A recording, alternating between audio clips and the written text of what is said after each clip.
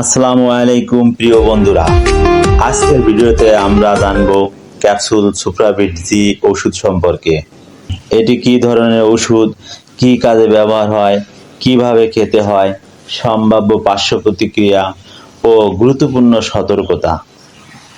ভিডিওটি শেষ পর্যন্ত দেখলে আপনি এই সাপ্লিমেন্টটি সম্পূর্ণ পরিষ্কার ধারণা পাবেন। তো বন্ধুরা, চলুন শুরু করা যাক। সুপ্রাবিট জি কি? সুপ্রাবিট জি হলো এক মাল্টিভিটামিন ও মাল্টিমিনারেল সাপ্লিমেন্ট, আর ওষুধটি প্রস্তুতকারক কোম্পানি ড্রাগ ইন্টারন্যাশনাল লিমিটেড। এতে সাধারণত থাকে ভিটামিন এ, বি কমপ্লেক্স, বি1, বি2, বি6, বি12, C, D, E, folic acid, biotin, খনিজ পদার্থ যেমন calcium, magnesium, zinc, iron, iodine ইত্যাদি। এটি কোনো অ্যান্টিবায়োটিক বা ব্যথার ওষুধ নয়। শরীরে ভিটামিনের খনিজের ঘাটতি পূরণের জন্য ব্যবহৃত পুষ্টি সাপ্লিমেন্ট। সুপ্রাবিট জি কি কাজে লাগে? দুর্বলতা ও ক্লান্তি কমাতে, দীর্ঘদিন অপুষ্টি, কাজের চাপ বা অসুস্থতার পর শরীর দুর্বল এটি শক্তি ফেরাতে সাহায্য করে। ভিটামিনের ঘাটতি পূরণে, যাদের খাদ্য অভ্যাস অনিয়মিত বা একঘেয়েমি তাদের ভিটামিন খনিজের ঘাটতি পূরণে সহায়ক। রোগ প্রতিরোধ ক্ষমতা বাড়াতে, ভিটামিন সি, ডি ও জিঙ্ক রোগ প্রতিরোধে ভূমিকা রাখে। চুল, ত্বক ও নখের স্বাস্থ্য, বায়োটিন, ভিটামিন ই ও কিছু খনিজ ত্বক, চুল ভালো রাখতে সহায়ক। অপারেশন, দীর্ঘদিনের অসুস্থতার পর রিকভারি, ডাক্তারের পরামর্শে সুস্থতা ফিরে পেতে সাপোর্টিভ থেরাপি হিসাবে।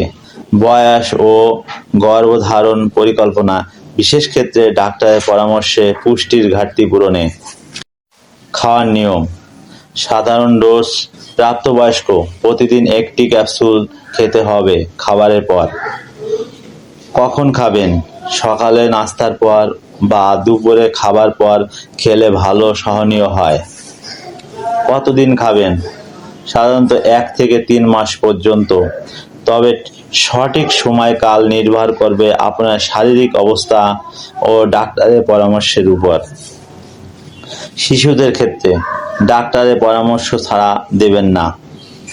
সম্ভাব্য পার্শ্ব প্রতিক্রিয়া, বেশিরভাগ ক্ষেত্রে নিরাপদ, তবে কিছু মানুষের ক্ষেত্রে দেখা দিতে পারে বমি ভাব বা হালকা পেটে অস্বস্তি, কোষ্ঠকাঠিন্য, পাতলা পায়খানা, প্রস্রাবের রং গাঢ় হলুদ, বিশেষ করে ভিটামিন বি এর কারণে। এটি স্বাভাবিক। অ্যালার্জি, চুলকানি, র্যাশ খুবই বিরল। গুরুতর অ্যালার্জি হলে সঙ্গে সঙ্গে ওষুধ বন্ধ করে ডাক্তারের কাছে যাবেন। সতর্কতা, অতিরিক্ত ডোজ নয়। বেশি খেলে ভিটামিন টক্সিসিটি হতে পারে, বিশেষ করে এ ও ডি। গর্ভবতী ও দুগ্ধদানকারী মা অবশ্যই ডাক্তারের পরামর্শ নেবেন। কিডনি, লিভারের রোগী নিজে থেকে শুরু করবেন না। অন্যান্য ওষুধের সাথে ইন্টারঅ্যাকশন, আয়রন বা ক্যালসিয়াম কিছু অ্যান্টিবায়োটিকের সাথে একসাথে খাওয়া উচিত নয়।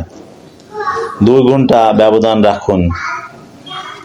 ডায়াবেটিস, উচ্চ রক্তচাপের রোগী নিয়মিত ওষুধ চললে ডাক্তারের সাথে কথা বলুন। কারা এড়িয়ে চলবেন? যাদের নির্দিষ্ট কোনো ভিটামিনের অ্যালার্জি আছে, শরীরে ভিটামিন এ বা ডি অতিরিক্ত আছে, ডাক্তার নিষেধ করেছেন এমন ক্ষেত্রে। ভিডিওটি ভালো লাগলে লাইক, কমেন্ট ও শেয়ার করুন। নতুন নতুন স্বাস্থ্য বিষয়ক ভিডিও পেতে সাবস্ক্রাইব করুন। এই ছিল এই ওষুধের বিস্তারিত আলোচনা। শিশুদের নাগালের বাইরে রাখুন। ওষুধটি ক্রয় করার পূর্বে ডেট দেখে ক্রয় করুন। ভালো থাকুন, সুস্থ থাকুন। সবাইকে ধন্যবাদ। আর যারা কুফরি করবে ও আমার নির্দেশগুলোকে অস্বীকার করবে তারাই জাহান্নামী, সেখানে তারা চিরকাল থাকবে। সূরা আল বাকারা আয়াত 39।